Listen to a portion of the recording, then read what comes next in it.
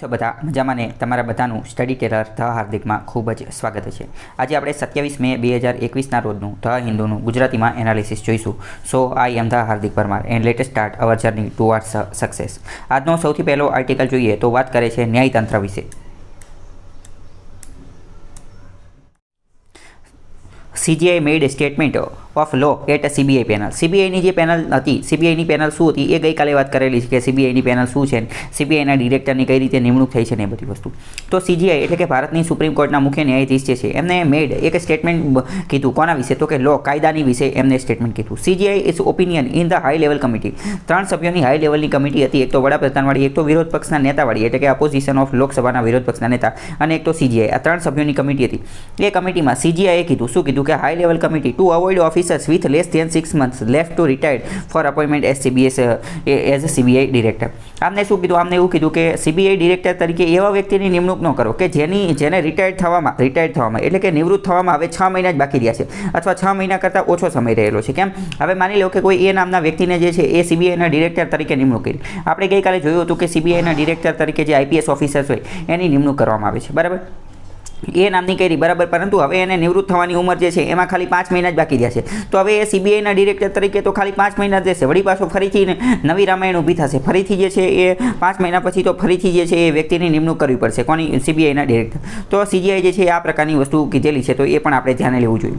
પ્રશ્ન પૂછે છે, શું પ્રશ્ન પૂછે છે, મેન્સની અંદર પ્રશ્ન પૂછે છે કે CBIની ડિરેક્ટરની નિમણૂક કરવામાં આવે છે તો તેમાં કઈ કઈ વસ્તુને ધ્યાને લેવી જોઈએ। તો અત્યારે જો CGIએ જે કીધી, બરાબર, તો આ વસ્તુ આપણે પણ ધ્યાને લેવી જોઈએ। આપણે એની અંદર કેવું જોઈએ કે અકોર્ડિંગ ટુ CGIના મત પ્રમાણે એમને એકવાર આવી વસ્તુ કીધેલી હતી કે એવા વ્યક્તિઓની CBIના ડિરેક્ટર તરીકે નિમણૂક ન કરવી જોઈએ કે જેની જે ટેન્યોર જે છે, જેનો સમયગાળો એની અંદર હવે 6 મહિના કરતાં ઓછો સમય રહેલો છે એવા વ્યક્તિની, બરાબર।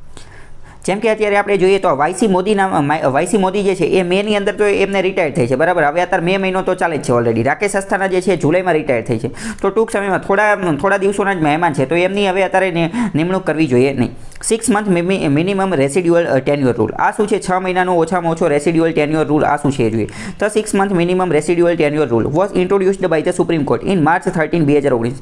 13 માર્ચ 2019ના દિવસે સુપ્રીમ કોર્ટે એક જજમેન્ટ આપેલું હતું, એની અંદર એણે 6 મહિનાનો ઓછામાં ઓછા 6 મહિનાવાળો નિયમ જે છે આપેલો હતો। થો ધ ઓર્ડર ઇન પ્રકાશ સિંઘ કેસની અંદર પણ આની પહેલા સુપ્રીમ કોર્ટે આ જ વસ્તુ 6 મહિનાવાળા નિયમની વાત કરેલી હતી કે appointment of DGP it was extended to CBI director હતું, એટલે કે આની પહેલા જે સુપ્રીમ કોર્ટે જે કીધેલું હતું એ DGPને લાગતું હતું, એટલે કે ડિરેક્ટર જનરલ ઓફ પોલીસ, પરંતુ પછી સુપ્રીમ કોર્ટે જે નવો ચુકાદો આપ્યો એ પછી CBIના ડિરેક્ટરને પણ લાગતો હતો। 6 મહિનાવાળો, ઓછામાં ઓછા 6 મહિનાના ચુકાદાવાળો આ એક ઓર્ડર હતો। તો ઓર્ડર કોણે આપેલો, 3 જજની બેન્ચ હતી અને એના મેઇન કોણ હતા, CGI। ત્યારે રંજન ગગોઈ જે છે એ CGI હતા, એમને આ ચુકાદો આપેલો હતો અને ક્લિયરિફાઈડ કરેલું હતું કે recommendation for appointment of post of director general of police, એટલે કે DGPની જે પોસ્ટ હશે, DGP એટલે ડિરેક્ટર જનરલ ઓફ પોલીસ, જે આખા રાજ્યની અંદર એક જ હોય, તો ગુજરાતના DGP હોય, મહારાષ્ટ્રના DGP હોય, રાજસ્થાનના, એવી રીતે। એટલે તમે સમજી શકો કે ઘણી મોટી પોસ્ટ છે, કારણ કે રાજ્યના જે છે એ જેટલી પોલીસ ફોર્સ છે એના મેઇન વડા, બરાબર, આખા રાજ્યની અંદર એક હોય। તો કે જ્યારે DGPની નિમણૂક કરવાની હોય કોના દ્વારા, તો કે યુનિયન પબ્લિક સર્વિસ કમિશન દ્વારા, UPSC દ્વારા જ્યારે નિમણૂક કરવાની હોય, and preparation of the panel should be purely on the basis of merit, એટલે કે એ કોના આધારે હોવી જોઈએ, તો કે ઓફિસર જે છે, ઓફિસરના જે મેરિટ જે છે એના આધારે હોવી જોઈએ। કે એટલે ટૂંકમાં શું કીધું હતું, ટૂંકમાં એવું કીધું હતું કે એવા લોકો કે જેમને હવે રિટાયર થવામાં 6 મહિના જેટલી જ વાર છે, તો એવા લોકોને DGP તરીકે નિમણૂક ન કરવી જોઈએ, બરાબર, એટલે કે 6 મહિના કરતાં વધારેનો સમયગાળો હોય, જેમની ટેન્યોરની અંદર, સમયગાળાની અંદર હજી નિવૃત્તિની વય થોડી દૂર હોય, એવા લોકોની નિમણૂક કરવી જોઈએ, બરાબર। તો પ્રકાશ સિંઘના કેસની અંદર આવું કીધું હતું, પરંતુ એ DGP માટે કીધું હતું। પરંતુ પછી વાત કરીએ તો આગળ જે છે સુપ્રીમ કોર્ટે ફરીથી એ પણ કહી દીધું હતું કે જે CBIના ડિરેક્ટર લોકો છે એને પણ આ જ વસ્તુ જે છે એ લાગુ પડતી હોવી જોઈએ। તો હવે અત્યારે વાત કરીએ તો અત્યારે CBIના જે નવા ડિરેક્ટર જે છે એની નિમણૂક થઈ ગઈ છે। નવા ડિરેક્ટર તરીકે કોની નિમણૂક કરવામાં આવી, તો જયસ્વાલ નામના વ્યક્તિ જે છે, જયસ્વાલ નામના વ્યક્તિ, એની CBIના નવા ડિરેક્ટર તરીકે નિમણૂક કરવામાં આવી। તમને ખબર પડી ગઈ છે કે CBIના ડિરેક્ટરની નિમણૂક કઈ રીતે થાય, તો એક હાઈ પાવર કમિટી હોય એના દ્વારા એની નિમણૂક થાય। હાઈ પાવર કમિટીમાં 3 સભ્યો, આપણે પહેલા જોયું કે એક તો વડાપ્રધાન હોય, એક તો CGI હોય અને એક તો લોકસભાના વિરોધ પક્ષના નેતા હોય, બરાબર। આ ત્રણેય વ્યક્તિઓ ભેગા થઈ અને આ બેઠક કરે છે, બરાબર। તો મહારાષ્ટ્ર કેડરના IPS ઓફિસર જે છે એનું નામ શું છે, તો કે સુબોધ કુમાર જયસ્વાલ જે છે એ હવે CBIના નવા ડિરેક્ટર જનરલ છે of central industrial security force as CBI director for 2 years, 2 વર્ષ માટે એમની નિમણૂક કરવામાં આવેલી છે। તો હવે તમને ખબર પડી કે સુબોધ કુમાર જયસ્વાલ જે છે એ સીબીઆઈના નવા ડિરેક્ટર બની ગયા. તો અત્યારે એ શું છે, અત્યારે જે છે એ CISFના ડિરેક્ટર જનરલ હતા. CISF એટલે કે સેન્ટ્રલ ઇન્ડસ્ટ્રીયલ સિક્યુરિટી ફોર્સ, અત્યારે એ એના director general. Central industrial security force આ શું કાર્ય કરે, તો કે કેન્દ્રીય લેવલની જેટલી પણ ઇન્ડસ્ટ્રી હોય, કેન્દ્રીય લેવલના જેટલા પણ ઉદ્યોગો હોય, ભારત સરકારની જેટલી પણ કંપની છે, ઉદ્યોગો જે છે એની સિક્યુરિટી, એની સુરક્ષા કરવાનું કાર્ય એ કરે છે CISF. He is widely experienced, એમને ઘણો બધો અનુભવ છે. સર્વડ મહારાષ્ટ્રના ડિરેક્ટર જનરલ ઓફ પોલીસ તરીકે પણ રહેલા છે. મેં તમને પહેલાં જ કીધું કે director general of police, DGP શું હોય, તો કે એ કદા રાજ્યના હોય, દરેક રાજ્યની અંદર એક જ હોય.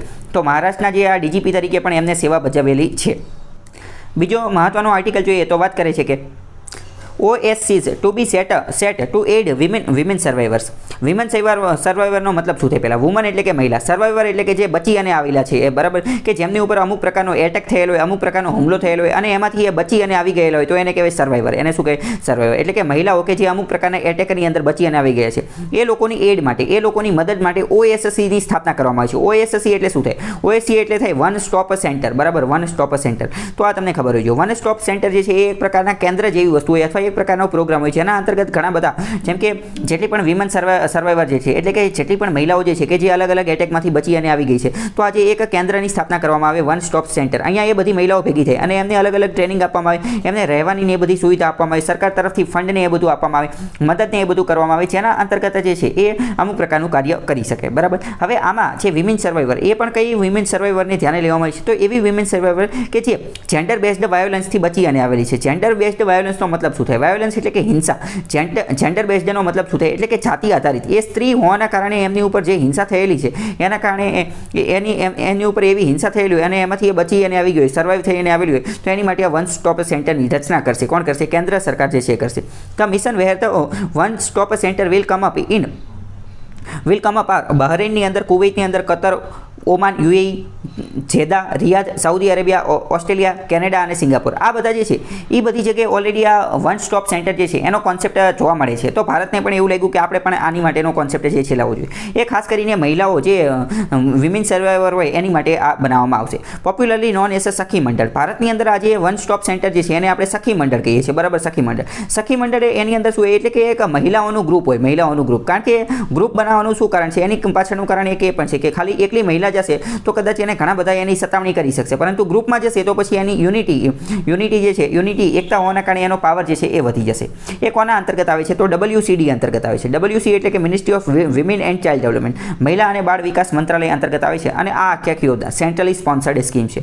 સેન્ટ્રલી સ્પોન્સર્ડ એટલે કે કેન્દ્ર સરકાર અને રાજ્ય સરકાર બંને એની અંતર્ગત પૈસા કાઢે છે, બરાબર. અને આ સબ સ્કીમ છે. કોની અંતર્ગતની? તો એ સરકારની એક સ્કીમ ચાલે છે, કઈ એક મોટી સ્કીમ ચાલે છે, national mission for empowerment of women, બરાબર. National mission for empowerment of woman. આ કેન્દ્ર સરકારની એક બહુ મોટી સ્કીમ છે. એની અંદર જ એક નાની સ્કીમ છે. કઈ? એની અંદર એક નાની સ્કીમ છે સખી મંડળની અથવા સખી સ્કીમ અથવા તો વન સ્ટોપ સેન્ટરની સ્કીમ, બરાબર. હવે જો મેન્સની અંદર પ્રશ્ન પૂછાયેલો હોય મહિલા વિમેન એમ્પાવરમેન્ટ માટે, મહિલા સશક્તિકરણ માટે, તો તમારે મહત્વની વસ્તુ છે national mission for empowerment of women. આ તમારે લખવું પડે. અને એની નીચે એ પણ લખવું પડે કે સખી મંડળ જેવી વસ્તુ ચાલે છે. સખી મંડળ WCD અંતર્ગત ચાલે છે એ પણ કહેવું પડે. અને સખી મંડળનું બીજું નામ વન સ્ટોપ સેન્ટર છે એ પણ તમારે કહેવું પડે.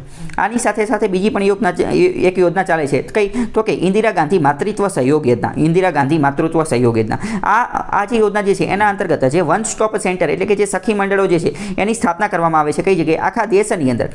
અને એના અંતર્ગત પૂરું પાડવામાં આવે છે. શું પૂરું પાડવામાં આવે છે? તો કે ઇન્ટિગ્રેટેડ સપોર્ટ, એક રીતનો સપોર્ટ પૂરો પાડવામાં આવે છે. આસિસ્ટન્ટ, મદદ પૂરી પાડવામાં આવે છે under one roof to women affected by violence. એટલે કે આ એક રીતનું મંડળ છે. આ મંડળની અંદર જેટલી પણ મહિલાઓ હશે, જેટલી પણ એમને સપોર્ટને એ બધું પૂરું પાડવામાં આવે, નાણાકીય રીતે અને બીજો ફાઇનાન્શિયલ, મેન્ટલી બધી પ્રકારનો સપોર્ટ જે છે પૂરો પાડવામાં આવશે સરકાર દ્વારા. એની માટે પૈસા ને એ બધું પણ આપવામાં. આની અંદર મોટે ભાગે એવી મહિલા હોય છે કે જે વાયોલન્સ, હિંસાનો શિકાર થયેલી હોય, અને હિંસાનો શિકાર એ પબ્લિક પ્લેસની અંદર અને પ્રાઇવેટ પ્લેસની અંદર કોઈ પણ જગ્યાએ થયેલી હોય તો એનો આની અંદર સમાવેશ કરવામાં આવે છે. આની અંદર મુખ્ય ટાર્ગેટ કોને કરવામાં આવે છે? તો મોટે ભાગે જે છે એ આ OSC એટલે કે સખી મંડળો જે છે એ મોટે ભાગે એવી મહિલાઓને ટાર્ગેટ કરે છે કે જે 18 વર્ષ કરતાં નીચેની હોય, 18 વર્ષ કરતાં નીચેની હોય અને વાયોલન્સ, હિંસાનો શિકાર બની ગઈ હોય. અને આની અંદર જાતિ, જ્ઞાતિ, રિલિજિયન, ધર્મ, રિજિયોન, આ બધી વસ્તુને ધ્યાને નથી લેવામાં. એટલે કે આના કારણે શું થાય છે? આના કારણે એક રીતે ઇક્વાલિટી, સમાનતા જે છે એ પણ વધે છે. એવું નહીં કે આ જે હિન્દુ ધર્મની મહિલાઓ છે એનો જ આમાં સમાવેશ થશે, અથવા મુસ્લિમ ધર્મનો જ સમાવેશ થશે, અથવા એવું નહીં કે આ જે છે આ એ નામની જગ્યા અહીંયાથી જે મહિલાઓ છે એવું નહીં. આ વન સ્ટોપ સેન્ટર જે છે, વન સ્ટોપ સેન્ટર અથવા તો જે આ સખી મંડળો, એની અંદર બધી આ બધા જ ધર્મ જાતિની મહિલાઓ જે છે એનું આ એક મંડળ જે છે એ બનાવવામાં આવશે. પછી હવે વાત કરીએ કે, અને બીજું એ કે અહીંયા જે છે આની માટે ફંડ એટલે કે પૈસા ક્યાંથી આવશે? તો આની માટેના પૈસા જે છે એ નિર્ભયા ફંડમાંથી આવશે. નિર્ભયા ફંડ એ થોડા સમય પહેલાં કેન્દ્ર સરકાર દ્વારા બનાવવામાં આવેલું હતું. કેન્દ્ર સરકારે બજેટની અંદર આની જાહેરાત કરેલી હતી કે આપણે એક નિર્ભયા ફંડ બનાવવું છે. કેન્દ્ર સરકાર જે છે એ એની માટે 100% પૈસા આપશે. 100% પૈસા કોણ આપશે? કેન્દ્ર સરકાર, અને એ પણ નિર્ભયા ફંડમાંથી. ટુ સ્ટેટ ગવર્મેન્ટ યુટી આ યોજનાની માટે. કઈ યોજના માટે? તો અત્યારે જ આપણે જોયું કે વન સ્ટોપ સેન્ટર માટે. આગળ વાત કરીએ તો centre will be integrated with women helpline. અને કેન્દ્ર સરકાર જે છે આ બધા જે વન સ્ટોપ સેન્ટર એટલે કે સખી મંડળો જે છે એની અંદર એક મહિલાઓ માટેની હેલ્પલાઇન જે છે એ પણ બનાવી શકાશે. અને હેલ્પલાઇનમાં ફોન કરશો તો કઈ કઈ સુવિધાઓ મળશે? તો કે ઇમરજન્સી રિસ્પોન્સ, તાત્કાલિક તે રિસ્પોન્સ મળી જશે. રેસ્ક્યુ સર્વિસ એટલે કે બચાવ માટેની સેવાઓ, અમુક પ્રકારની મેડિકલ આસિસ્ટન્સ મળશે. માની લો કે કોઈ મહિલા જે છે એનો તાત્કાલિક એની ઉપર વાયોલન્સ, હિંસા ને એ બધું થાય છે, મહિલાઓ ઉપર કઈ પ્રકારની હિંસા થતી હોય તો એસિડ એટેક ને એવું બધું તમે જોયેલું હશે, બરાબર. દીપિકા પાદુકોણનું એક પિક્ચર પણ બનેલું છે કે જેની ઉપર એસિડ એટેક થાય છે. આખું મૂવી જે છે એ એની ઉપર જ છે, બરાબર. આની સિવાય પણ ઘણી બધી એટેક ને એવું બધું થતું હોય, બરાબર.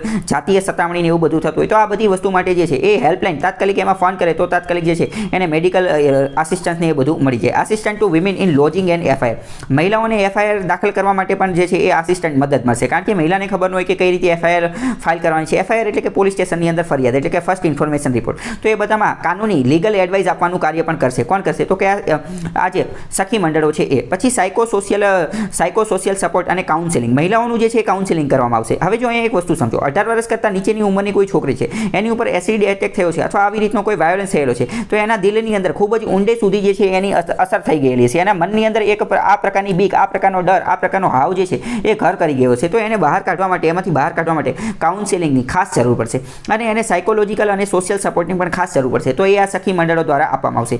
લીગલ એડ, કાનૂની સહાયતા આપવામાં આવશે, એનું કાઉન્સેલિંગ કરવામાં આવશે. શેલ્ટર, રહેવા માટે ઘર ને એવું બધું પણ આપવામાં આવશે. કદાચ માની લો કે કોઈ એવું છે કે જેને રહેવાનું ઘર ને એવું બધું નથી, તો એ પણ આ સેન્ટર દ્વારા, આ યોજના દ્વારા આપવામાં આવશે. વિડીયો કોન્ફરન્સિંગની ફેસિલિટી પણ આપવામાં આવશે. એટલે કે બહારથી ડૉક્ટર બેઠા બેઠા જે છે એવી રીતે વાતચીત કરી શકાય એવી સુવિધા પણ આપવામાં આવશે. અત્યારે નીડ ફોર પ્રોટેક્શન, સંરક્ષણની જરૂરિયાત શું છે? તો કે જેન્ડર બેઝડ વાયોલન્સ, જાતિ આધારિત જે ગુના જે છે અથવા તો જે હિંસા થઈ રહી છે એમાં ધીમે ધીમે જે છે ઘણો વધારો જોવા મળેલો છે. જેમ કે એક રાની મુખર્જીનું મૂવી છે મર્દાની 2 કરીને મૂવી છે. એમાં જે વિલન જે છે એ જેન્ડર બેઝડ વાયોલન્સ જ કરતો હોય છે. એટલે કે જાતિ આધારિત જે છે એ હિંસા કરતા હોય. જાતિ આધારિત હિંસા એનો મતલબ એવો પણ થાય કે ઘણા બધા જે પુરુષો હોય એમની અંદર, એમના જહનની અંદર એવું ભરેલું હોય છે કે સ્ત્રીઓ જે છે એ હંમેશા કેવી છે તો કે નીચે જ રહેવી જોઈએ. સ્ત્રીઓ જે છે એ ક્યારેય પણ આગળ આવવી જોઈએ નહીં. એટલે કે આ પુરુષો, અમુક એવા માનસિકતા ધરાવતા પુરુષ હોય કે એમને સ્ત્રીઓ જે છે એ સારી ઓફિસો ની અંદર કામ કરતી હોય અથવા તો ઉચ્ચ લેવલની પોસ્ટ ઉપર પહોંચી ગઈ હોય, સારી એવી સેલરી ને એવું બધું પ્રાપ્ત કરતી હોય, તો પુરુષોને એ પસંદ આવતું નથી. એમને આને જે છે એ સમાજ વિરુદ્ધનું કૃત્ય ગણે છે. એટલે એ શું કરે, એ આ પ્રકારની માનસિકતા ધરાવતા પુરુષો જે છે એ સ્ત્રીઓ ઉપર વાયોલન્સ, હિંસા કરતા હોય છે. તો આ બધી વસ્તુને જેન્ડર બેઝડ વાયોલન્સ કહેવાય, બરાબર. મેન્સની અંદર પ્રશ્ન પૂછાય તો પહેલાં તો તમારે જેન્ડર બેઝડ વાયોલન્સ એટલે કે જાતિ આધારિત જે હિંસા થાય છે એને પહેલાં ડિફાઇન કરવી પડે કે આ છે શું, આ કઈ ચીજનું નામ છે. આની પહેલાં ડેફિનેશન, વ્યાખ્યા આપવી પડે, બરાબર. અને આ જેન્ડર બેઝડ વાયોલન્સ ભારતમાં જ થાય છે એવું નથી, આ આખા વિશ્વની અંદર થાય છે. ગ્લોબલ હેલ્થ, આ સ્વાસ્થ્ય સાથે હ્યુમન રાઇટ્સ, માનવ અધિકારોનું પણ ઉલ્લંઘન કરે છે, બરાબર. માનવ અધિકારો, development issue that transcend geography, class, culture, age, race, religion, આ બધી વસ્તુને આ જે છે એ એફેક્ટ કરે છે. યુનાઇટેડ નેશન્સ દ્વારા, સંયુક્ત રાષ્ટ્ર દ્વારા એક પ્રકારનો રિઝોલ્યુશન પસાર કરવામાં આવેલું. તો કયું રિઝોલ્યુશન? તો કે United Nations declaration on the elimination of violence 1993 અંદર કે આપણે એલિમિનેટ, રદ કરી નાખવાનું છે વાયોલન્સ એટલે કે હિંસાને રદ કરી નાખવાની છે. એ આર્ટિકલ 1 ની અંદર આપેલું હતું, જેમાં કીધેલું હતું કે definition of gender based abuse. આની અંદર તો એવું કીધેલું હતું 1993નો આ ડિક્લેરેશનની અંદર કે ઘણી બધી પ્રકારના વાયોલન્સ છે એ આપણે રદ કરી નાખવાના છે. એમાં વાયોલન્સની વ્યાખ્યા આપેલી હતી. કોના વાયોલન્સની? તો કે જેન્ડર બેઝડ વાયોલન્સ કોને ગણવાનું? તો કે જેન્ડર બેઝડ એબ્યુઝ, દુરુપયોગ કરવામાં આવતો એની act of gender-based violence that result in or is likely to result in physical, sexual, psychological harm or suffering to women, including threat of such act, coercion or arbitrary deprivation of liberty whether occurring in public or in private life. હવે આ આખી વસ્તુ જે છે એમાં કદાચ તમને ખબર નહીં પડેલી હોય, પરંતુ જો તમે ઇંગ્લિશમાં તમારે પેપર લખવાનું હોય તો આખી વસ્તુ જે છે તમને ખબર હોવી જોઈએ. કેમ? કારણ કે આખી વસ્તુ શું છે તો કે યુનાઇટેડ નેશન્સે જેન્ડર બેઝડ વાયોલેશન્સ એની વ્યાખ્યા શું આપેલી છે, એની ડેફિનેશન શું આપેલી છે, એ આખી વ્યાખ્યા લખેલી છે, બરાબર. તો હવે હું તમને ગુજરાતીમાં સમજાવું. યુનાઇટેડ નેશન્સે એવું કીધું છે કે જાતિ આધારિત હિંસા જે છે એ કોને ગણવાની? તો એને ગણવાની એવું કોઈ પણ કૃત્ય કે જે જાતિના આધારે થતું હોય, મહિલા ઉપર થતું હોય, એ ફિઝિકલ, શારીરિક રીતે પણ હોઈ શકે છે, સેક્સ્યુઅલ રીતે પણ હોઈ શકે છે, સાયકોલોજીકલ, મનોવૈજ્ઞાનિક રીતે પણ જો એની ઉપર ઈજા, હાર્મ પહોંચાડવામાં આવે અથવા વિમેન, મહિલાને સફર કરવામાં આવે, એને ઈજા પહોંચાડવામાં આવે, ઇન્ક્લુડિંગ થ્રેટ, જો એને ધમકી આપવામાં આવે, મહિલાને ખાલી ફોન કરીને ધમકી દઈ દો તો પણ એ એક પ્રકારનું શું છે, એ એક પ્રકારનો જેન્ડર બેઝડ વાયોલેશન્સ છે અથવા આર્બિટરી ડિપ્રાઇવિંગ ઓફ મહિલાઓને જો સ્વતંત્રતાથી ડિપ્રાઇવ કરવામાં આવે, સ્વતંત્રતાથી વંચિત કરવામાં આવે અને પબ્લિક પ્લેસની અંદર અથવા પ્રાઇવેટ લાઈફની અંદર પણ જો એને વંચિત રાખવામાં આવે તો આ બધી વસ્તુ જેન્ડર બેઝડ વાયોલેન્સ છે. બરાબર, ઘણી બધી વાર તમે જોયેલું હશે કે કોઈ મહિલા હોય, બરાબર, એને બહાર નીકળવા નથી દેતા, એને એમ કે ના ના તારે ઘરે જ રહેવાનું, તારે બહાર નહીં જવાનું. તો આ પણ એક પ્રકાર છે કોનો, તો કે જેન્ડર બેઝડ વાયોલેશનનો. કેમ? કારણ કે ડેપ્રિવિએશન ઓફ લિબર્ટી, સ્વતંત્રતાથી વંચિત રાખવામાં આવે છે. એટલે ભારતની અંદર જેન્ડર બેઝડ વાયોલેન્સ જે છે એની વાત કરીએ તો એના અલગ અલગ ઘણા બધા આયામો છે, એટલે કે મેનિફેસ્ટેશન છે. મોર યુનિવર્સલી પ્રિવેન્ટેડ ફોર્મ સૌથી વધુ કયું જોવા મળે છે, તો કે ડોમેસ્ટિક વાયોલન્સ જે છે એ સૌથી વધુ જોવા મળે છે, એટલે કે ઘરેલું હિંસા. કારણ કે ઘરની અંદર જે છે એ મહિલા દ્વારા કોઈ પણ પ્રકારની કંઈક ડિમાન્ડ કરવામાં આવે અથવા કંઈક કરવામાં આવે તો તાત્કાલિક એને મારવામાં આવતો હોય છે. ખાસ કરીને તો જે મેરિડ વિમેન હોય, પરિણીત મહિલા હોય, એની ઉપર આ ડોમેસ્ટિક વાયોલન્સનું પ્રમાણ વધારે જોવા મળતું હોય છે. ઘણી બધી વાર એની ઉપર સેક્સ્યુઅલ વાયોલન્સ જે છે એ પણ જોવા મળતો હોય છે. ઘણી બધી વાર રેપ પણ એનો કરવામાં આવતો હોય છે. હાર્મફુલ પ્રેક્ટિસીસ જેમ કે ડોરી, દહેજ પ્રકારની વસ્તુ માંગવામાં, ઓનર કિલિંગનો એટેક જે છે એ પણ કરવામાં આવતો હોય છે. ઓનર કિલિંગ એટલે શું? ઓનરનો મતલબ સન્માન, એટલે કે જે પુરુષ લોકો હોય એ અમુક જૂની માનસિકતા ધરાવતા હોય અથવા એમના મગજની અંદર એવું ઠસી ગયું હોય તો એમને એવું લાગે કે, ફોર એક્ઝામ્પલ જો સમજો, ઓનર કિલિંગનું એક આપણે ઉદાહરણ જોઈએ. માની લો કે એક પિતાજી છે, બરાબર, એક પિતાજી, હવે એની છોકરી જે છે એ કોઈની સાથે ભાગી ગઈ છે, બરાબર, કોઈની સાથે ભાગી ગઈ છે. તો પિતાજીને એવું થાય કે એ તો એમનું નીચું જોવાનું થયું, ઓલું થયું, પેલું થયું. તો આ પિતાજી શું કરે, એ જે છોકરી જે છે એને મારી નાખે અને એને જેની સાથે ભાગી ગઈ છે એને પણ મારી નાખે. બરાબર, આની ઉપર પણ એક મૂવી જે છે બનેલું છે, એ એક્ઝેક્ટ મને અત્યારે એનું નામ યાદ આવતું નથી. તો આ બધી વસ્તુને ઓનર કિલિંગ કહેવાય. તો આ પણ શું જેન્ડર બેઝડ વાયોલન્સ છે. પછી એસિડ એટેક કરવામાં આવતો હોય છે, તો એસિડ એટેક. પછી વિચ હન્ટિંગ, આ બધા પણ એના જ પ્રકાર છે. સેક્સ્યુઅલ હેરેસમેન્ટ કરવામાં આવતું હોય છે. ચાઇલ્ડ સેક્સ્યુઅલ એબ્યુઝ, ચાઇલ્ડ બાળક માટે એને શારીરિક રીતે એબ્યુઝ, એનો અપમાનને એ બધું કરવામાં આવતું હોય છે. ટ્રાફિકિંગ એટલે કે મહિલાઓને વેચવાનું કાર્ય કરવામાં આવતું હોય છે. કમર્શિયલ, વેપારી હેતુથી એને વેચવામાં આવતું હોય, બરાબર, મહિલા કે આ છોકરી છે, બરાબર, આને આટલામાં વેચવાની છે. પછી સેક્સ્યુઅલ એક્સપ્લોઇટેશન, શારીરિક રીતે એનું શોષણ કરવામાં આવતું હોય. ચાઇલ્ડ મેરેજ, બાળ મજૂરી, બાળ લગ્ન કરાવીને પણ એનું આવી રીતે એના અધિકારોનું હનન કરવામાં આવતું હોય. સેક્સ સિલેક્ટિવ એબોર્શન કરવામાં આવતું હોય. સેક્સ સિલેક્ટિવ એબોર્શન એટલે શું? એનો મતલબ એમ કે હવે જનરલી કોઈ પણ પ્રેગ્નન્ટ માતા છે, બરાબર, તો પહેલાં તે સોનોગ્રાફી દ્વારા ચેક કરી લે, એનું લિંગ પરીક્ષણ કરી લે કે આ બોય છે કે ગર્લ છે. બરાબર, ગર્લ હોય તો તાત્કાલિક જ તેને મારી નાખે. બરાબર, ગર્લ છોકરીને જે છે એ નીચી ગણવામાં આવે છે. તો એવી રીતે એવું બધું કરતા હોય છે. સતી થવાનું, પરંતુ સતી તો હવે ધીમે ધીમે એબોલિશ રદ થઈ ગયું છે, તો આપણે રદ કરીશું. તો આ બધી વસ્તુ જે છે ભારતની અંદર જોવા મળે છે. તો આ મેં તમને હોલિસ્ટિક વ્યૂ આપ્યું, એટલે કે સર્વાંગી કઈ રીતે બધો અલગ અલગ ડાયમેન્શન કઈ રીતે એડ કરી શકાય એ મેં તમને આપી દીધું. હજી આની અંદર તમે બીજી પણ એક બે વસ્તુ જે છે એ એડ કરી શકો છો. શું આપણે તમે સમજેલા છો SDG, sustainable development goal. Sustainable development goal જે છે એનો પણ તમે આની અંદર ઉલ્લેખ કરી શકો છો. સસ્ટેનેબલ ડેવલપમેન્ટ ગોલ 5 અને 10, 5મા નંબરનો ગોલ અને 10મા નંબરનો ગોલ જે છે એ વિમન એમ્પાવરમેન્ટ અથવા ઇક્વાલિટી માટે, જેન્ડર ઇક્વાલિટી. 5મા નંબરનો જે છે એ જેન્ડર ઇક્વાલિટીની વાત કરે છે, જ્યારે 10મા નંબરનો ગોલ જે છે એ રિડ્યુસ ઇનઇક્વાલિટી એટલે કે અસમાનતા દૂર કરવાની વાત કરે છે, જ્યારે 5મા નંબરનો ગોલ એવું કહે છે કે સ્ત્રી અને પુરુષ બંનેને આપણે સમાન રાખવાના છે. તો આ બધી વસ્તુ પણ તમે લખી શકો છો. મેન્સની અંદર જ્યારે આન્સર પૂછેલો હોય અને આ બધી વસ્તુ તમે એડ કરો તો તમારો આન્સર જે છે એ એકદમ જ યુનિક બની જાય છે અને ઘણા બધા માર્ક્સ તમને મળી શકે છે. તમને એવું લાગે હું તો પ્રિલિમ્સની તૈયારી કરું, હું તો નાની પરીક્ષાની તૈયારી, આ તો એની અંદર પણ પ્રશ્ન પૂછાઈ જાય. શું પ્રશ્ન પૂછાઈ જાય? હમણાં આપણે જોયું હતું કે યુનાઇટેડ નેશન્સ દ્વારા એક રિઝોલ્યુશન એ પસાર કરવામાં આવ્યું, તો એ પ્રશ્ન પૂછી જાય એ ક્યારે પસાર કરેલું? તો 1993ની અંદર આપણે જોયું. એની અંદર કઈ વસ્તુનો સમાવેશ થાય તો એ તમને ખબર હોય. વિધાનવાળા વાક્યમાં કહી દે કે યુનાઇટેડ નેશન્સનું આ 1993નું જે આ રિઝોલ્યુશન હતું એમાં શું આ જેન્ડર બેઝડ વાયોલન્સ એનો શું સમાવેશ થાય છે કે નથી થતો? તો બરાબર હા થાય છે. વિધાનવાળા વાક્યમાં કે સમાવેશ થતો નથી તો એ વિધાન ખોટું પડી જાય. બરાબર, તો આવી રીતે બધા અલગ અલગ ક્વેશ્ચન પૂછાઈ શકે છે. બીજો મહત્વનો આર્ટિકલ જોઈએ તો એક પેનલની રચના કરવામાં આવેલી છે અને આ જે આર્ટિકલ જે છે આ આર્ટિકલ એ આપણે કોન્સ્ટિટ્યુશન, બંધારણના જે ફંડામેન્ટલ રાઇટ, મૂળભૂત અધિકારો જે છે ભાગ 3 એની સાથે જોડાયેલો છે અને એમાં પણ ખાસ કરીને આર્ટિકલ 19 અનુચ્છેદ 19 વિચાર અને વાણી અને અભિવ્યક્તિની સ્વતંત્રતાનો અધિકાર જે છે એની સાથે જોડાયેલો છે. મેઇન્સ માટે મહત્વનો ટોપિક છે, પ્રિલિમ્સ માટે પણ મહત્વનો ટોપિક છે. બરાબર, એક પેનલની રચના કરવામાં આવી છે તાજેતરમાં ડિફાઇન કરવા માટે offences of speech and expression. એવા ઓફેન્સીસ, એવા ગુનાઓ જે છે એની ડિફિનેશન, એની વ્યાખ્યા આપવામાં આવશે. એવા ગુના જે છે એનું લિસ્ટ બનાવવામાં આવશે. કેવા ગુના? એવા ગુના કે જે સ્પીચ એટલે કે વાણી અને એક્સપ્રેશન એટલે કે અભિવ્યક્તિ, વિચાર, વાણી અને અભિવ્યક્તિની સ્વતંત્રતા જે આપણને આપેલી છે, પરંતુ અમુક લોકો સ્પીચનો એવી રીતે ઉપયોગ કરતો હોય કે જેના કારણે ઓફેન્સ, ગુનો થઈ જતો હોય, એટલે કે બોલવાથી કયા ગુના થતા હોય એ બધાનું એક લિસ્ટ બનાવવાનું કીધું છે. આની માટેની એક પેનલ બનાવવામાં આવી છે. કોણે બનાવેલી છે? તો કે હોમ મિનિસ્ટ્રી, ગૃહ ગૃહ મંત્રાલયે એક પેનલ બનાવેલી છે જેના અંતર્ગત આ બધી વસ્તુ ધ્યાને લેવામાં આવશે કે આ અનુચ્છેદ 19નો દુરુપયોગ કરી અને લોકો કઈ રીતે જે છે ઓફેન્સીસ ગુનો કરતા હોય છે. જેમ કે અહીંયા તમે મહત્વની વસ્તુ સમજો. આર્ટિકલ 19 અનુચ્છેદ 19 શું કહે છે કે વિચારવાણી અને અભિવ્યક્તિની સ્વતંત્રતાની જે એ બધાની સ્વતંત્રતા આપેલી છે. 19ની અંદર 6 પ્રકારની સ્વતંત્રતા આપેલી છે. બોલવાની સ્વતંત્રતા, હરવા ફરવાની સ્વતંત્રતા, ધંધો વેપાર રોજગાર કરવાની સ્વતંત્રતા, આવી ઘણી બધી આપેલી છે. આપણે અત્યારે ખાલી વાત કરીએ આર્ટિકલ 19 ક્લોઝ 1 ક્લોઝ એ. આની અંદર શું કીધેલું છે? બોલવાની સ્વતંત્રતા આપેલી છે, એટલે કે વિચાર કરવાની સ્વતંત્રતા, વાણી એટલે કે બોલવાની નથી સ્વતંત્રતા, અને અભિવ્યક્તિ એટલે કે એક્સપ્રેશનની જે સ્વતંત્રતા જે છે એ 19(1) ની અંદર આપવામાં આવે છે. પરંતુ શું આ જે સ્વતંત્રતા જે છે એ અનલિમિટેડ છે, એટલે કોઈ પણ પ્રકારની વાણીનો ઉપયોગ કરી શકાય? તો કે ના, અનલિમિટેડ નથી. આની ઉપર અમુક પ્રકારના રિઝનેબલ રિસ્ટ્રિક્શન એટલે કે વાજબી નિયંત્રણો છે. તો તમને એવું લાગે વાજબી નિયંત્રણ છે, એ મને કેમ ખબર પડે? એ એટલે ખબર પડે એની માટે તમારે જવું પડે 19 ક્લોઝ 2માં. 19(1) ખાલી એટલું વાંચીને નથી આવતું રહેવાનું. 19(2) આ પણ વાંચવું પડે. 19(2) ની અંદર એવું કીધેલું છે કે તમે બોલજો વિચાર વાણી અભિવ્યક્તિની સ્વતંત્રતા, એનો ઉપયોગ કરજો, પરંતુ 19(2) નું ધ્યાન રાખજો. 19(2) શું કીધેલું છે? તમે બોલો એનો કાંઈ વાંધો નથી, પરંતુ એવું ન બોલી જતા જેના કારણે ભારતની સોવરેનિટી, સાર્વભૌમત્વ એને ખતરો ઊભો થઈ જાય, ભારતની સિક્યુરિટી, ભારતની સ્વતંત્રતાને ખતરો ઊભો છે, ભારતના જે વિદેશી રાષ્ટ્રો સાથે જે સંબંધો છે, રિલેશન વિથ ફોરેન કન્ટ્રીઝ, બરાબર, એની સાથેના સંબંધો જે છે એ આપણા જે છે જોખમાઈ જાય એવું કંઈ બોલતા નહીં.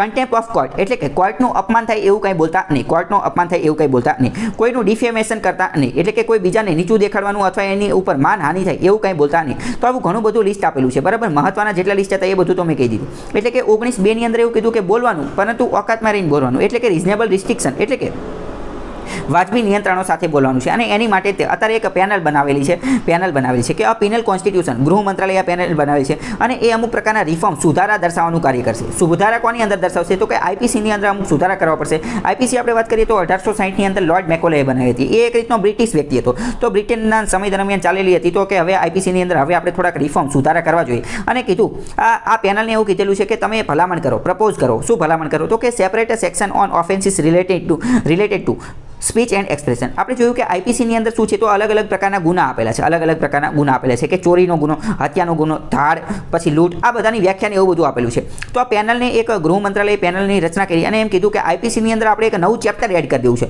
અથવા નવી સેક્શન, નવી કલમ એડ કરી દેવી છે. આ કલમ સ્પેશિયલ કોની સાથે ડીલ કરશે? એ એવી વસ્તુ સાથે ડીલ કરશે, એવા ગુનાઓ સાથે, offences related to speech and expression, એટલે કે વિચાર, વાણી અને અભિવ્યક્તિની જે સ્વતંત્રતા જે છે એનાથી જે કોઈ પણ ગુના થતા હોય એની સાથે આપણે એની સાથે જોડાયેલી વસ્તુઓનું તમે લિસ્ટ બનાવો, અને એને આપણે ગુનો બનાવી દઈએ, અને એનું આપણે નવી કલમ એડ કરી દઈએ. એનું કાર્ય જે છે એ આ કમિટી કરશે.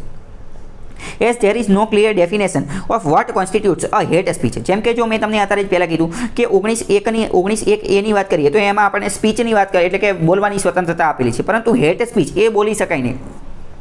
પણ હેટ સ્પીચ ગણવાની કોને એ તો ખબર નથી હજી, કારણ કે અત્યાર સુધીના ભારતના જેટલા પણ કાયદા જે છે એ કોઈ પણ જગ્યાએ હેટ સ્પીચ કોની એ ક્યાંય ડિફાઇન કરેલું નથી. એટલે હેટ સ્પીચની ડેફિનેશન જે છે એ પણ બની જાય તો એ આઈપીસીની અંદર આપણે દાખલ કરી શકીએ. તો કે committee for reform in criminal loss, બરાબર, એક કમિટી પણ બનાવવામાં આવી છે કે ક્રિમિનલ લો, આપણા ફોજદારી કાયદાઓ જે છે એની અંદર પણ રિફોર્મ સુધારાની જરૂર છે.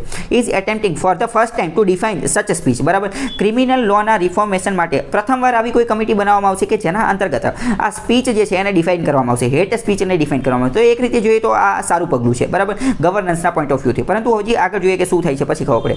Bureaus definition. આ bureau of police research and development, આ એક bureau of police research and development આ નામની એક સંસ્થા છે, એટલે કે આ નામની એક અન્વેષણ, બ્યુરોને ગુજરાતીમાં કહેવાય અન્વેષણ.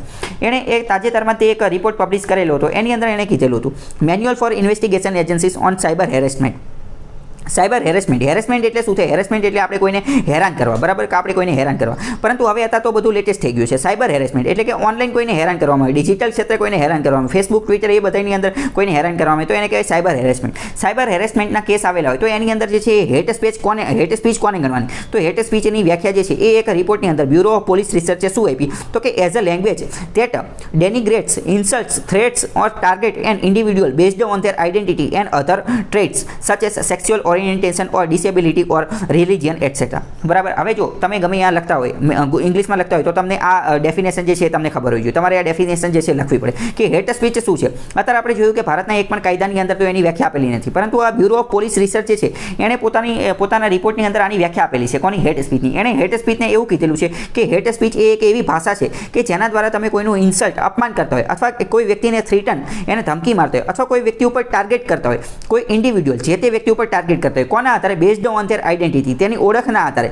તેના ટ્રેટ, તેના ચિહ્નોના આધારે, અને મોટે ભાગે તમે એમની સેક્સ્યુઅલ ઓરિએન્ટેશન એટલે કે શારીરિક ઈચ્છાઓની ઉપર તમે એટેક કરતા હોય, એને ટાર્ગેટ કરતા હોય. એની જે ડિસેબિલિટી જે છે, ડિસેબિલિટી એટલે કે માની લો કે કોઈ અપંગ વ્યક્તિ છે, તો એ વસ્તુને ટાર્ગેટ કરી અને ઓનલાઈન તમે એને હેરાન કરતા હોય, અથવા તો એના ધર્મના આધારે, એના રિલિજનના આધારે તમે એને હેરાન કરતા હોય, તો આ બધી વસ્તુ જે છે એને હેટ સ્પીચ ગણવામાં આવે છે. બરાબર. તો આ વ્યાખ્યા છે, તમને આ વ્યાખ્યા બેઠે યાદ હોવી જોઈએ. બરાબર. જો તમારે મેન્સમાં લખવાનું હોય તો, અને ગુજરાતીમાં લખવાનું હોય તો ગુજરાતીમાં ખબર હોવી જોઈએ. આની પહેલાં પણ 2018ની વાત કરીએ તો 2018ની અંદર પણ ગૃહ મંત્રાલય દ્વારા કાયદા પંચને એક વસ્તુ લખવામાં આવેલી હતી, એક નોંધ આપવામાં આવેલી હતી. કોની માટે? કે પ્રિપેર બનાવો, એક ડિસ્ટિંક્ટ લો બનાવો for online hate speech. Online hate speech જે થાય છે એની માટે એક અલગ કાયદો બનાવો. બરાબર. એની માટેનું એક ડોક્યુમેન્ટ, ડ્રાફ્ટ પ્રકારની વસ્તુ તૈયાર કરો કે જેમાં હેટ સ્પીચ બાબતની બધી વસ્તુ જે છે લખેલી, એટલે કે હેટ સ્પીચ કોને ગણવાની, હેટ સ્પીચ હોય તો કેટલાની સજા આપવાની, કઈ રીતની સજાની જોગવાઈ શું હોય, હેટ સ્પીચના અલગ પ્રકાર, કે તીવ્ર લેવલની હેટ સ્પીચ એટલે શું, મીડિયમ લેવલની હેટ સ્પીચ એટલે શું. તો આ બધી વસ્તુ જે છે એની માટેનો એક રિપોર્ટ બનાવવા. આની પહેલાં પણ ગૃહ મંત્રાલય 2018માં કાયદા પંચને કીધું હતું, લો કમિશનને, પરંતુ એ પણ હજી કંઈ થયેલું નથી. અત્યારે આ બીજી એક પેનલ બનાવેલી છે, એ તમને ખબર હોય છે. અને ત્યારે જે કમિટી બનાવવામાં આવેલી હતી એનું નામ હતું વિશ્વનાથન કમિટી. તો વિશ્વનાથન કમિટી વિશે પણ તમને ખબર હોય છે કે વિશ્વનાથન કમિટી જે છે આ હેટ સ્પીચ સાથે જોડાયેલી હતી. આગળ વાત કરીએ તો committee was formed in the wake of section 66A. આ વિશ્વનાથન કમિટી કેમ બનાવવામાં આવેલી હતી? કારણ કે આઈટી એક્ટ જે છે, IT act information technology act 2000નો, એનો સેક્શન 66A જે છે, 66A, એના સંબંધમાં બનાવવામાં આવેલી હતી. તો 66A શું છે? 66A કઈ ચીજનું નામ છે? તો 66A ની અંદર છે સજાની જોગવાઈ કરવામાં આવેલી છે. 66A અંતર્ગત સજા આપવામાં આવશે. ક્યારે? કોઈ પણ વ્યક્તિને સજા આપવામાં આવે. ક્યારે? જ્યારે એ sending offensive messages through communication services being scrapped by the supreme court in 2015. બરાબર. સૌથી પહેલાં તો સમજો 66 એમાં એવું લખેલું છે કે કોઈ પણ વ્યક્તિને સજા આપવામાં આવશે જ્યારે એ ઓફેન્સિવ મેસેજીસ, એટલે કે આ ઓફેન્સિવનો મતલબ શું થાય? ઓફેન્સનો મતલબ થાય ગુનાવાળા મેસેજીસ છે, ગુનાવાળા મેસેજીસ એ કોઈ બીજા વ્યક્તિને મોકલશે ત્યારે, કોઈ પણ કમ્યુનિકેશન માધ્યમથી, વોટ્સએપ, ફેસબુક, ટ્વિટર, કોઈ પણના માધ્યમથી જ્યારે આ ઓફેન્સિવ મેસેજીસ એ કોઈ બીજા વ્યક્તિને મોકલશે તો એને સજા આપવામાં આવશે. બરાબર. પરંતુ 2015ની અંદર સુપ્રીમ કોર્ટે આ કલમ જે છે એ રદ કરી નાખેલી છે. કેમ? કારણ કે આનો મિસયુઝ, આનો દુરુપયોગ વધી ગયો હતો એટલે. પરંતુ તમને ખબર હોવી જોઈએ કે આ શું છે અને આવું બધું તમારે લખવું પડે. 2019ની અંદર પણ however the ministry decided to overhaul the IPC. 2019ની અંદર મિનિસ્ટ્રી મંત્રાલયે નક્કી કર્યું કે આપણે આઈપીસીને ઓવરહોલ કરવું છે. ઓવરહોલનો મતલબ શું થાય? ઓવરહોલનો મતલબ થાય સંપૂર્ણ મરામત. સંપૂર્ણ મરામત એટલે શું? હજી મરામત એટલે ઘણા બધા નહીં ખબર હોય. મરામત એટલે કે આપણે સંપૂર્ણ રિપેર કરી નાખવું છે, એકદમ નવેસરથી, બધું નવેસરથી ચાલુ કરવું છે, એકદમ રિપેર કરી નાખવું છે. તમારી પાસે ગાડી હોય તો તમને ખબર હશે કે દર મહિને 2-4 મહિને એની સર્વિસ કરાવવી પડે, તો એને કહેવાય ઓવરહોલ. બરાબર. તો આઈપીસી બહુ જૂની છે, 1860માં મેકોલેએ બનાવેલી હતી, તો કેટલા બધા 200 વર્ષ જેવું થઈ ગયું. તો હવે એને રિપેરિંગની જરૂર છે. સીઆરપીસીને પણ રિપેરિંગની જરૂર છે એવી વાત થતી હતી. અલગ રાજ્યએ પણ કીધું હતું, supreme court, high court, bar of council, આ ઘણા બધા લોકોએ વાત કરેલી છે કે હવે આ બધું રિપેર કરી નાખો તો સારી વસ્તુ છે. 1860નું હજી સુધી ચાલેલું આવે છે, અમુક તો બહુ જૂની વસ્તુ છે, તો એને થોડુંક સુધારવાની જરૂર છે. The suggestions received by the committee for reform in criminal laws will be examined by ministry before the changes are adopted. એટલે કે પહેલા અલગ કમિટીને, અલગ કમિશનને, અલગ રિફોર્મને આ બધા બનાવવામાં આવશે. એની પાસેથી રિપોર્ટને બધું મંગાવવામાં આવશે. આ રિપોર્ટ મિનિસ્ટ્રી ચકાસશે અને પછી જે છે સુધારા જે છે એ અપનાવવામાં આવશે. The committee is examining a gamut of subject pertaining to reform in the IPC. IPCમાં સુધારો કરવાની ને બધી વાત છે. Instead of the ad hoc changes. ad hoc changes નો કરવા જોઈએ. ad hoc changes નો મતલબ શું થાય? ad hoc changes નો મતલબ થાય ટેમ્પરરી સુધારા. એટલે કે આઈપીસીની અંદર જે છે એ ટેમ્પરરી સુધારા ન કરવા જોઈએ, પરંતુ પરમેનન્ટ સુધારા કરવા જોઈએ. કે હેટ સ્પીચનું આખું અલગ ચેપ્ટર જ ઉમેરી દેવું. અત્યારે ખાલી હેટ સ્પીચની ખાલી વ્યાખ્યા નાખીને ઓલું નાખવી, એની કરતાં હેટ સ્પીચ ઉપર કોમ્પ્રિહેન્સિવ, વ્યાપક લેવલની બધી વસ્તુ જેટલી ડિટેલ અવેલેબલ હોય એ બધી એડ કરી દેવી જોઈએ, એવું વિશ્વનાથન કમિટીએ કીધેલું હતું. બરાબર. વિશ્વનાથન કમિટીએ એવું કીધેલું હતું. બીજી વાત કરીએ કે committee for reforms in criminal law. ભારતની અંદર ક્રિમિનલ લોના સુધાર માટે, ક્રિમિનલ લો એટલે કે ફોજદારી કાયદાઓના સુધાર માટે, રિફોર્મ માટે અલગ કમિટી બનેલી છે. એની થોડી વાત કરીએ તો આની પહેલાં ગૃહ મંત્રાલય દ્વારા 4 મે 2020ના રોજ એક કમિટી બનાવવામાં આવેલી હતી રણબીર સિંહના અંતર્ગત. બરાબર. રણબીર સિંહ હીરો આવે એની વાત નથી કરતા. રણબીર સિંહ જે છે વાઇસ ચાન્સેલર હતા નેશનલ લો યુનિવર્સિટી દિલ્હીની અંદર જે રાષ્ટ્રીય કાયદાની યુનિવર્સિટી જે છે એના આ વાઇસ ચેરમેન હતા, વાઇસ ચાન્સેલર. બરાબર. અને તમને આમે ખબર હશે કે કોઈ પણ યુનિવર્સિટી હોય એના હંમેશા વાઇસ ચાન્સેલર જ હોય. બરાબર. એટલે કે ઉપકુલપતિ જ હોય, કારણ કે બધી જે યુનિવર્સિટી હોય એના કુલપતિ એટલે કે ચાન્સેલર જે છે એ તો હંમેશા ગવર્નર હોય. બરાબર. રાજ્યના ગવર્નર, રાજ્યના જે રાજ્યપાલ હોય એ હોય, બરાબર. તો રણવીર સિંહને બનાવી દીધા હતા એની માટે. ભારતની અંદર ક્રિમિનલ લોની થોડી વાત કરીએ તો the criminal law in India is contained a number of sources.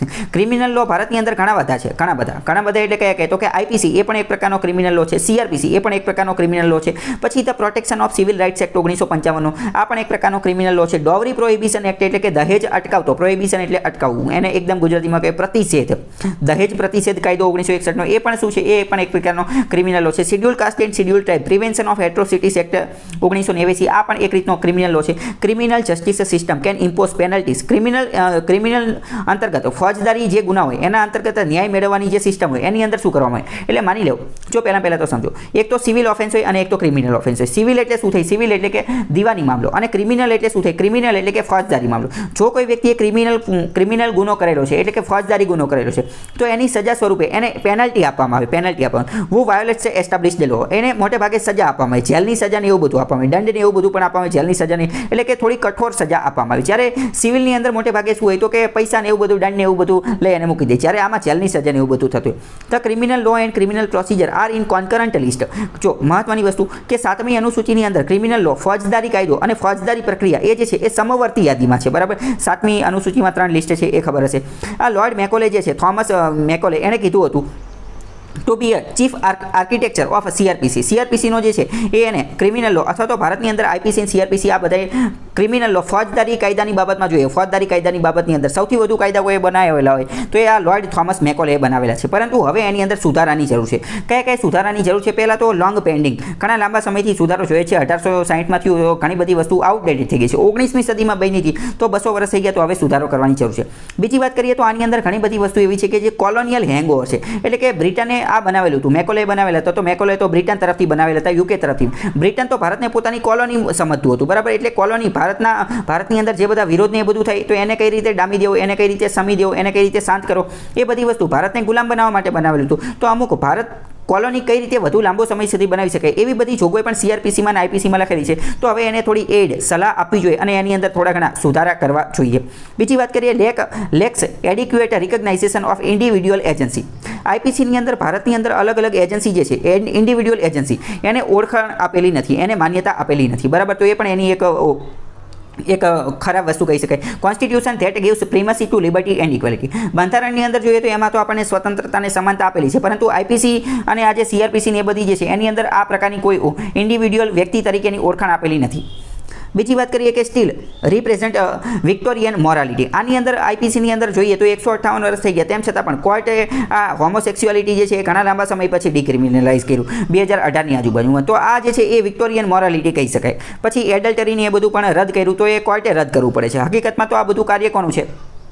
આ બધું કાર્ય લેજિસ્લેશન એટલે કે ધારાસભાનું છે. ધારાસભાએ આ બધાની અંદર રિફોર્મ, ઘણા બધા સુધારા લાવવા જોઈએ. પછી ignorant of modern age crimes. આની અંદર બીજી વાત કરીએ તો બધા જૂના ગુના છે. અત્યારના જે લેટેસ્ટ ગુના થઈ, જેમ કે સાયબર ક્રાઇમ, જેમ કે હેટ સ્પીચના જે ગુના થતા હોય, બરાબર, બેંકમાં પૈસા ઉપાડી જાય, બૂચ મારી જાય, બરાબર, સાયબર ક્રાઇમ. પછી સાયબર બુલિંગ અત્યારે આ બધા જે છે એ મોડર્ન એજના ગુના છે, બરાબર. પછી જેમ કે રેન્સમ વેર આવેલો છે, સ્પાય વેર આવેલો છે. તો આ બધાની આની અંદર કોઈ વ્યાખ્યા આપેલી નથી. આઈપીસીની અંદર મહત્વની વસ્તુ શું છે કે એમાં બધી વસ્તુની ડેફિનેશન, બધી વસ્તુની વ્યાખ્યા આપેલી છે કે ચોરી એટલે શું, તો આ વસ્તુ હોય તો આને ચોરી કહેવાય, લૂંટ એટલે શું, તો આ વસ્તુ હોય તો લૂંટ કહેવાય, બરાબર. તો આ બધી વસ્તુ અલગ અલગ છે. ફોર એક્ઝામ્પલ, જો તમે એક વસ્તુ સમજો, કોઈ એક વ્યક્તિ છે, બરાબર, એ વ્યક્તિને તમે ઊભો રાખ્યો, બરાબર. હવે એના ખીચામાંથી જે છે એ તમે 5 રૂપિયા લઈ લીધા, તો આને ચોરી કહેવાય. 5 રૂપિયા લઈ અને તમે જતા રહ્યા. પરંતુ એ જ વ્યક્તિના ખીચામાંથી તમે 5 રૂપિયા લઈ લીધા અને હારે એને એક લાફો માર્યો, તો એને લૂંટ કહેવાય. તો એને શું કહેવાય? લૂંટ કહેવાય, બરાબર. હવે અને 5 કરતાં વધારે વ્યક્તિ હતા અને એ વ્યક્તિ, સામેવાળો વ્યક્તિ હતો, એના 5 રૂપિયા લઈ લીધા તમે અને એની સર્વિસે કરી, એટલે કે એને 2-3 લાફા માર્યા, તો આને ધાડ કહેવાય, બરાબર. તો અલગ અલગ વસ્તુની વ્યાખ્યા આપેલી છે,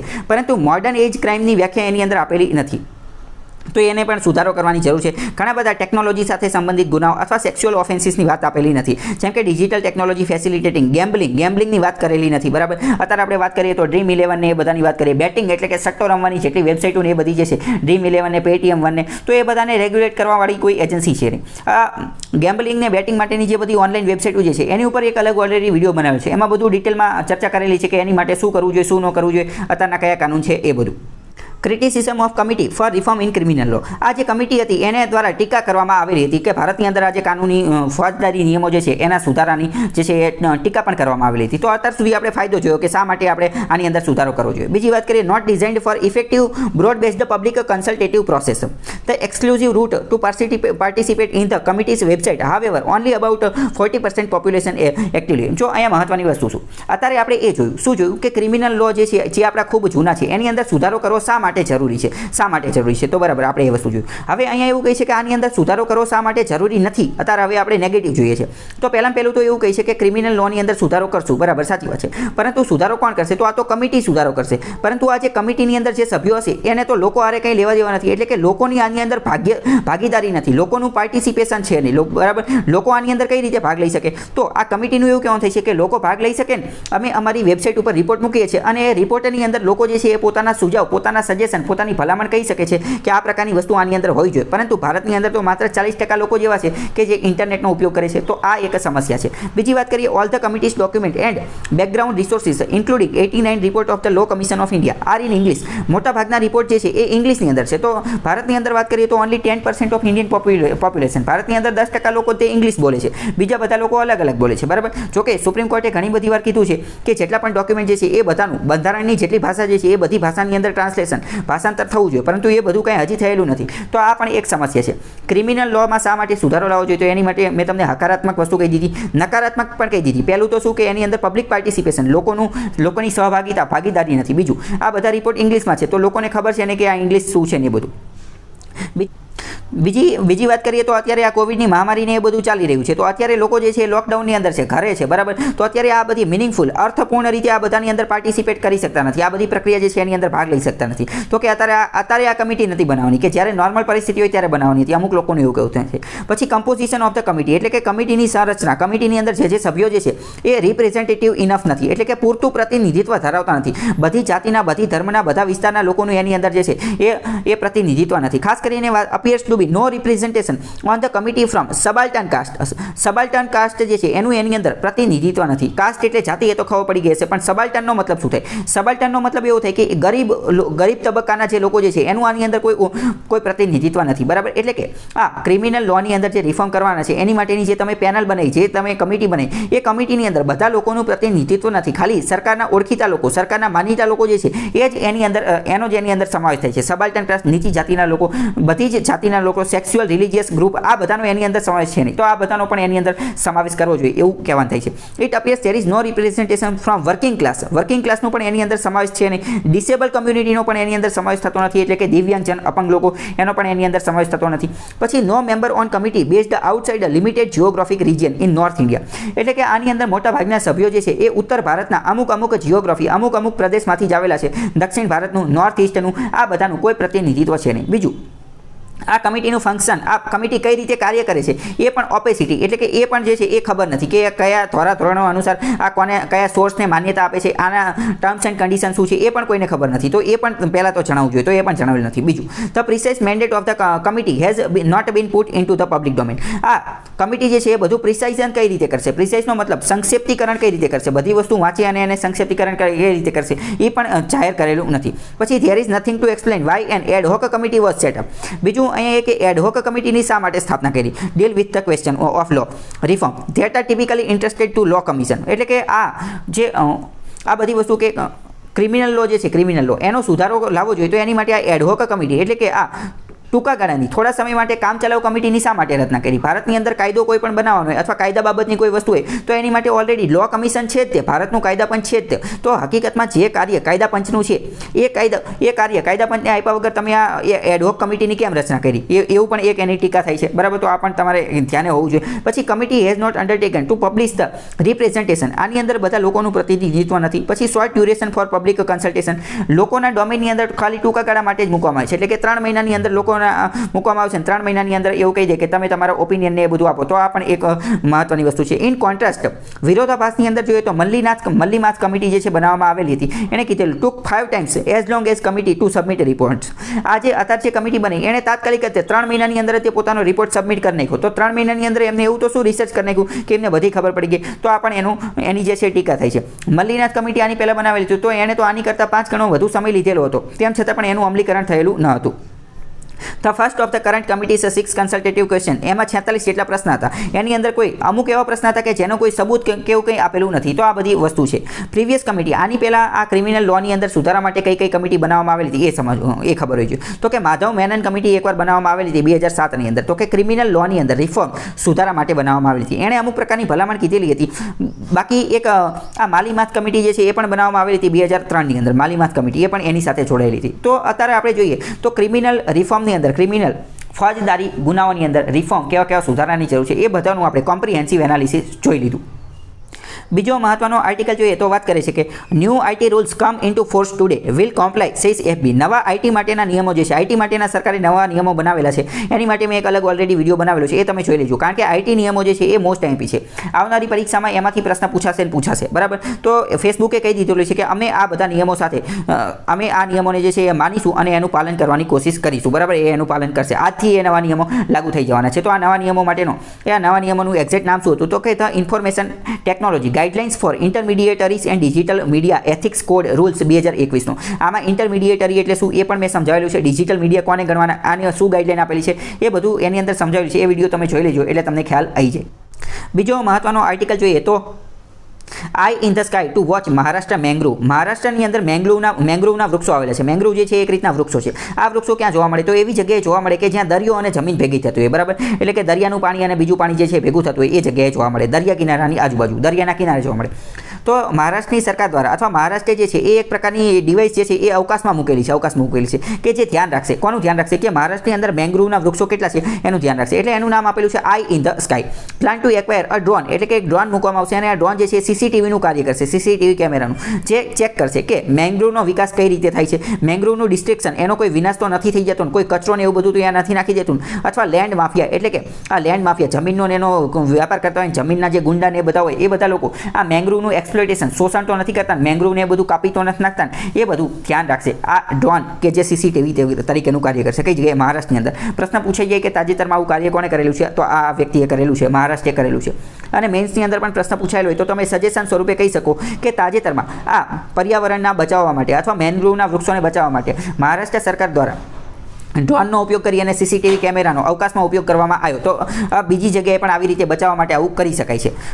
બીજી વાત કરીએ તો મુંબઈનું એક એનજીઓ છે, એ એનજીઓ દ્વારા પણ મુંબઈ બાયોડાયવર્સિટી બચાવો એવું અભિયાન, એવો હેશટેગ પણ ચલાવેલો હતો તો સોશિયલ મીડિયા ઉપર. તો આના કારણે પણ લોકોની અંદર જે છે એ જાગૃતિ આવે છે. મેંગ્રુવ જે છે એ તમને ખબર હોય છે કે આ કઈ જગ્યાએ જોવા મળે એ બધી વસ્તુ. ગુજરાતની અંદર પણ સૌથી વધુ મેંગ્રુવ જોવા મળે છે. બાકી ભારતની અંદર સૌથી વધુ મેંગ્રુવ તો વેસ્ટ બેંગોલ એટલે કે પશ્ચિમ બંગાળની અંદર જોવા મળે છે. ગુજરાતની અંદર જામનગર અને કચ્છવાળો વિસ્તાર જે છે ત્યાં જોવા મળે છે. તો આ બધી વસ્તુ તમને ખબર હોવી જોઈએ.